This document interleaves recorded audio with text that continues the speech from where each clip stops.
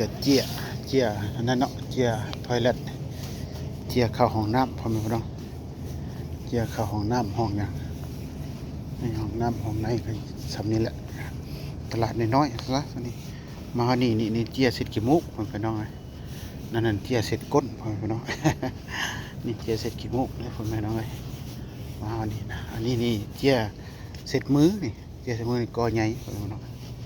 นี่เจียเสร็จมือจะได้แน่นบ่เจียเสร็จมือเสียงร้ายเจียเสร็จมือเนี่ยเจียเสร็จมือกับโอ้แพงเจียเสร็จมือนี่แพ็คหนึ่ง12 โล32 เหรียญโอ้แพงเนาะอันนี้ก็เป็นจานนั่นนะจานยางเนาะคนเห็ดกินใส่กินบดดอกบดเดงนี่ก็เป็นบวงเป็นนั้นทอดูดนะเป็นบวงเป็นสอบ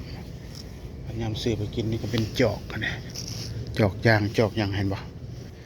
ใส่ยังไม่อยู่กินจอกยาง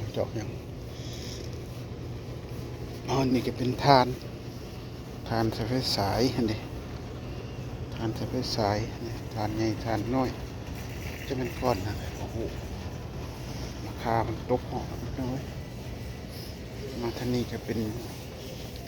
ยาสีแก้วใช่ไหมยาสีแก้วยาเบิ้ลปากตลาดน้อยๆนะครับพ่อใหญ่ตลาดแถบนอกไปละขี่รถออกมาสมุงหนึ่งมาสิไปกินกวงโอเคเลยมาแวะตลาดเลยมาเลาะทายมือนี่ก็ตลาดก็มีบุคุยางให้ว่ามียากอกยากินยาดีเจ็บท้องเจ็บอย่างก็มีอะไรยาใส่บาตรอย่างก็มียาใส่บาตรยาติดแผลติดอย่างก็มีนี่แนวแย่หูแนวแย่หูมีแนวหูนี่ก็แนวแวสลีนอันนี้นั่นเป็นถุงได้ถุงขี้เหงื่อนะถุงยางได้ถุงขี้เหงื่อนี่ถุงยางได้ถุงขี้เหงื่อก็มีนี่บัวยางคนพี่น้องอันนี้ครับยางเลยครับใส่ของกินนี่ครับใส่ของกินตัวนี้เห็นบ่นี่กระเจี๊ยมันแบบผ่ายางเขาห่อของกินนะห่อของกินแล้วอันบ่ให้แมงวันไม่ยังเขานะแบบนี้นี่ถุง10 ล็อกใส่ของกินแล้วเขาเตือกตู้เย็นไว้เป็นผิวมานี่ก็มีเจี๊ยเสร็จมือเจี๊ยอย่างนี้เจี๊ยเสร็จมือเจี๊ยอย่างอ่อนเซลครบดอนมาทางนี้ก็เป็นยาสีดสักเครื่องบอกเนี่ยยาสักเครื่องยาใส่สักเครื่องอันนี้ก็ลิดเนี่ยฮะลิดอย่างได้ก็เอาแหละลิดเป็นอย่างนี้อันนี้ก็เป็นอย่างของผู้หญิงใส่เนี่ยเนาะเป็นกล้วยติดกล้วยตักนั่นแหละอันนี้ก็เป็นเนี่ยทากี่หอกกี่แห่ขี้ยังเพราะได้กี่แห่หมิ่นเนาะซื้อไปทาอันนี้ก็เป็นอย่างไรเป็นโลชั่นนี่เป็นโลชั่นเป็นอย่างอันนี้ก็มาในห้องนี้ก็เป็นนั่นเนาะแนวเทนวดเนาะนี่ว่านี่ก็เป็นแชมพูเส้นอย่างไรนี่ก็เป็นยาย้อมผมเนี่ย11 เหรียญยาย้อมผมยาแฮร์สเปรย์สีดผมตัวนี้ผมแข็งผมตั้งทะเลสีแข็งมาท่านี่ก็เป็นแนวคลีนพื้นเรือนเพื่ออย่างสีดใช่ไหมแล้วก็ถูแนวคลีนเรือนนี่ก็เป็นแนวล่างถ้วยนะล่างถ้วยล่างอย่างอันนี้เป็นแนวถูเพื่อนเนี่ยเป็นคันถูเพื่อนหมดเลยถูทอยเล็ตนี่นะถูทอยเล็ตเนี่ยถูทอยเล็ตเนี่ยถูทอยเล็ตมันถูเพื่อนเป็นเอาห่อพิษนั่นก็เรียกหอมเนาะหอมตั้งใส่เพื่อนให้มันหอมก็นี่ใส่รสนี่ต้องใส่รสให้มันหอมนี่ก็เป็นยาล้างถ้วยอย่างนี้นี่ยาล้างถ้วยล้างบวงนี่อันนี้ก็เป็นแพ็คสักเครื่องสักของเนาะแพ็คสักเสือสักสุ่มแล้วเป็นแพ็คขวดน้อยมีขวดใหญ่นี่ขวดน้อย ลาดน้อยเพิ่นใส่กวดน้อยเพิ่นบ่ใส่กวดใหญ่กวดน้อยคลอกแค่แหละคือตลาดอยู่แถบในเมืองนี่ขี่รถมาโอ้ชั่วโมงปลายนี่จะฮอดพี่นี่ก็เป็นเชฟเนาะสองกวดตัวนั้นเชฟกินลิ้นนะซะมาฮอดนี่ก็เป็นน้ำมันเนาะใส่รถใส่หยังนี่มีน้ำปัดแวนน้ำมันบ่นี่น้ำมันใส่รถใส่หยังแล้วก็อยู่โฟดอกโฟดีนี่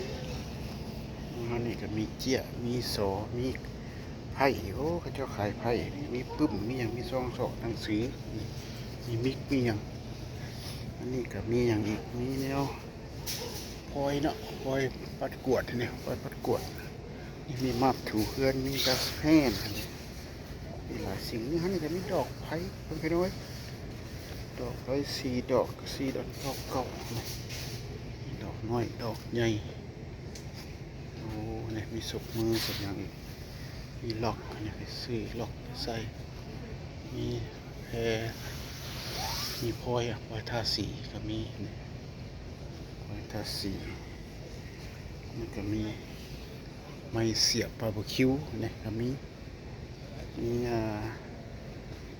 แนวอันนั้นบ่วงตักไอศครีมก็มีอันนี้นี่ก็มีแนวผ้าปูโต๊ะก็มีนะผ้าปูโต๊ะพวกอย่างนี้นะก็มีแนวขั้นหมักนาวเนี่ยตอน79ขั้นหมักนาวเนี่ยอันนี้ก็มีไดเปอร์ได้ยังไดเปอร์ของเบบี้นี่ไดเปอร์ของเบบี้นี่ก็มีอาหารขนมคุกกี้ให้เบบี้กินน้ำให้เบบี้กินแชมพูให้เบบี้สระหัวเนี่ยนี่ก็ปลุกนมพุนนะเนี่ยปลุกนมให้เบบี้กินนม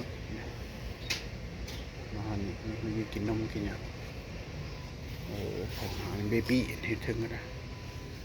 นั่นก็มีอย่างกวดนมเบบี้นี่ของลิตรเบบี้อันนี้ก็มีแนวดูดนะแม่ดูดของเบบี้ด้านนี้ก็มีปึ้มขายนี่พวกมักอ่านปึ้มสปึ้มไปปึ้มไปอ่านอันนี้ก็บัตรข้าเจ้าเอาบัตรไปให้กันเนาะบัตรเปิดดอกเปิดเดย์ซื้อให้พ่อให้แม่บัตรซื้อให้ผู้เศษผู้สาวนั่นซะซื้อบัตรมองขายบัตรมืดนี่บัตรคาดบัตรส่งให้กันเห็นบ่บัตรเปิดดอกเปิดเดย์บัตรซื้อให้บรอเตอร์ซื้อให้แกรนซันนะครับเขาบอกซื้อให้แกรนมาให้ดอเดอร์ซื้อให้ซิสเตอร์50%ออฟบัตรก็ได้เห็นบ่กับมืดมีแต่บัตรมีกับบัตรเปิดดอกเปิดเดย์นี่มืดบัตรเปิดมีแต่บัตรซื้อบัตรให้กันบัตรดอกเปิดเดย์ก็มืดประหยัดเท่านั้นละมาอันนี้จะเป็นแพนขอกแพนเค้กน้ำเลยแพนเค้กแพนคักกระเจ้าเอาไม่ซีนไรซีนนี่ไรซีนก็เอาอันนี้เห็ดเจโลนี่น้ำเจโลเจเล่ก็เจ้าเห็ดหมดเลยน้ำเห็ดเจโลมีเพปเปอร์มีแป้งอย่างนี้มีน้ำตาลช็อกเกอร์อะไรตัวนี้อันนี้แนวเห็ดพายนี่จะเห็ดพายก็ซื้อเห็ดพายลดนะสบายนี่มีขนมเห็ดช็อกโกแลตมาทางนี้ก็เป็นน้ำมันทอดอะไรมันทอดก็มีนี่ขวดน้อยขวดใหญ่นี่กระทะเหลื่อมใส่ของกินเนาะว่าของกินใส่นี่ก็มีของกินกระป๋องอะไรนี่มาของกินกระป๋องไข่กินรสเนี่ยมีแมคโรนีเนี่ยแมคโรนีชีสดินเนอร์ตัวนี้เนี่ยซื้อไปก็ใส่น้ำกินรสนี่มีแบบถั่วดำถั่วเขียวถั่วขาวนี่ก็มีนูโดเนี่ยเป็นถุงไปต้มกินพวกมากินนูโดเนาะไปก็ไปต้มกินรสสบาย